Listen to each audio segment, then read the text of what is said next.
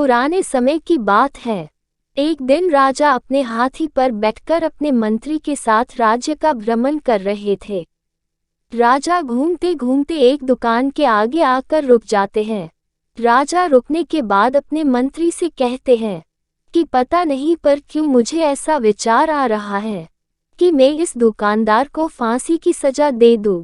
मंत्री सोचने लगा कि राजा ऐसा क्यों बोल रहे हैं, लेकिन मंत्री राजा से पूछे कि आपने ऐसा क्यों कहा। उससे पहले ही वे थोड़ा आगे बढ़ चुके थे। मंत्री ने उस दिन राजा से कुछ भी नहीं पूछा, लेकिन अगले दिन भी मंत्री के दिमाग में बार बार वो बात आ रही थी कि राजा ने उस दुकानदार के बारे में ऐसा क्यों कहा। मंत्री से अब रहा नहीं गया। मंत्री ने भेष बदल लिया और वो आम जनता के भेष में उस दुकान पर पहुंच गया। उस दुकान पर पहुंचने के बाद मंत्री ने देखा कि दुकानदार चंदन की लकड़ी बेचता है। मंत्री ने उस दुकानदार से पूछा कि तुम्हारा धंधा कैसा चल रहा है। दुकानदार ने कहा कि क्या बताऊं मैं आपको, आजकल तो बहुत बुरे हाल है। लोग आते हैं, चंदन को देखते हैं और चले जाते हैं, लेकिन कोई भी खरीदता नहीं है। मैं तो सिर्फ इस इंतजार में बैठा हूँ कि कब हमारे राज्य के राजा का मृत्यु हो।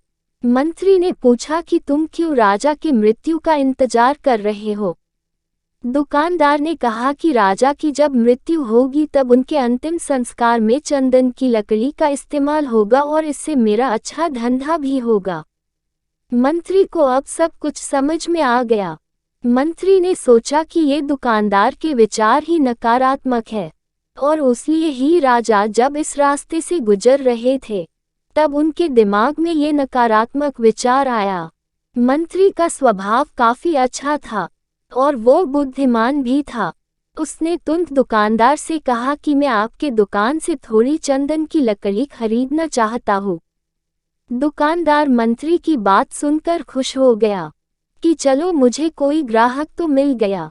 दुकानदार ने मुस्कुराते हुए चंदन की लकड़ी को कागज में लपेट लिया और मंत्री को दे दिया। मंत्री अब ये चंदन की लकड़ी को लेकर राजा के पास पहुंचे और उसने राजा को बताया कि वो जो दुकानदार है ना, उसने आपके लिए तोहफा भेजा है। राजा चंदन की लकड़ी देखकर बहुत खुश हो जाते हैं। वो सोचने लगते हैं कि मैं तो फालतू में ही उसे फांसी की सजा देने की सोच रहा था, उसने तो मेरे लिए तोहफा भेजा। राजा ने तुरंत मंत्री को बुलाकर उस दुकानदार के लिए सोने के सिक्के भिजवाए। मंत्री अगले दिन सोने के सिक्के लेकर उस दुकानदार के पास जाता है और दुकानदार से कहता है कि ये लीजिए आपका तोहफा, राजा ने आपके लिए भेजा है।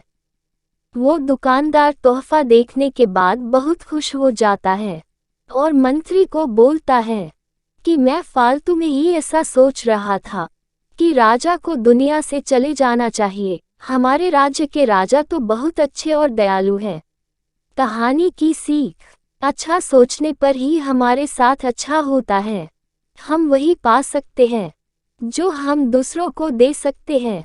जैसे हमारे विचार होते हैं वैसा ही हमारा कर्म होता है।